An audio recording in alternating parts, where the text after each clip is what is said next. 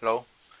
Today I'm going to introduce a new product in Cineroid, snap-in clamp. So this is a FL800 controller. When you attach it here, you use a strap on here, or sometimes you use this kind of big one, big power clamp. But this is too heavy to attach this controller to on tripod. This is a heavy and big one, and you need some speaker like this. So this is not good. And when you after attach it, you need to detach this by unscrew on this lever. So it takes a long time. So this is a big one and expensive and heavy. So we make a new, more slim and lightweight, small one. So this is a new clamp in Cineroid, snap-in clamp. So let's check about this. What is how to use this. Like this, you can attach it here. Like this. This clamp is very durable and you can use.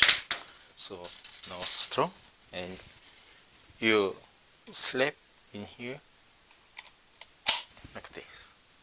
So this is durable. And then you can mount the battery like this. When you detach this clamp from tripod, it does not work, but you need to pull up this lever like this, then easily. Like this, but you drop like this. So this is a snap-in clamp, new product.